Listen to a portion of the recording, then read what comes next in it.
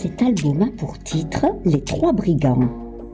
Auteur et illustrateur Tommy Ungerer. Il était une fois 3 vilains brigands avec de grands manteaux noirs et de hauts chapeaux noirs.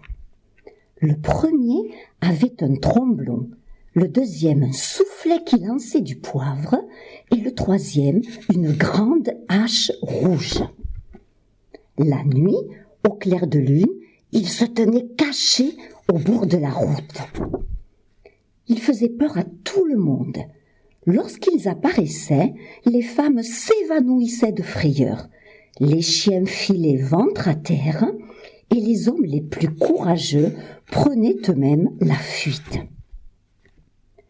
Si des voitures passaient, ils soufflaient du poivre dans les narines des chevaux et naturellement, les voitures s'arrêtaient.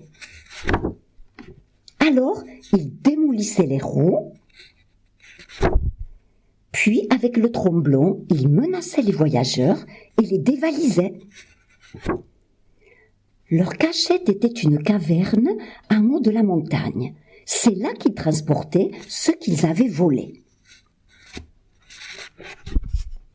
Ils avaient des coffres pleins d'or, pleins de perles, de bijoux et de pierres précieuses. Mais voilà qu'une fois, par une nuit très sombre, ils attaquèrent une voiture où il n'y avait qu'un seul voyageur.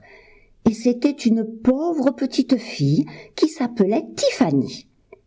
Elle était orpheline et se rendait auprès d'une vieille tante grognon chez qui elle allait vivre désormais. Cela ne lui plaisait pas du tout. Et elle fut bien contente quand, tout à coup, les 3 brigands se dressèrent devant elle.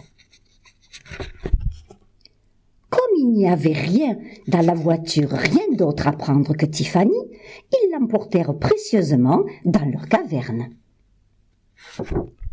Là, ils lui firent un lit moelleux.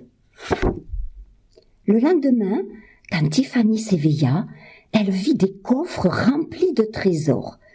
« Mais qu'est-ce que vous faites de ça ?» demanda-t-elle aux brigands. Ceux-ci se regardèrent tout étonnés.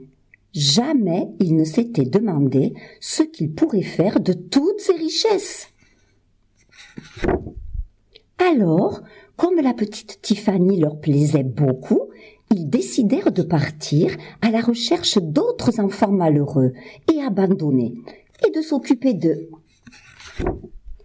Ils achetèrent un magnifique château pour loger tous ces enfants. Chaque enfant reçut un manteau et un chapeau comme ceux des brigands, mais rouges. Naturellement, cette histoire fut vite connue dans toute la région et chaque jour, de nouveaux orphelins étaient abandonnés à la porte du château. Ils étaient tous recueillis et vivaient là jusqu'à ce qu'ils soient en âge de se marier. Alors, ils se construisirent des maisons dans le voisinage et bientôt cela fit toute une petite ville. Tous ses habitants portaient un manteau et un chapeau rouge. À la fin, ils bâtirent une muraille tout autour de la ville avec ses 3 tours imposantes, une pour chaque brigand, pour les remercier.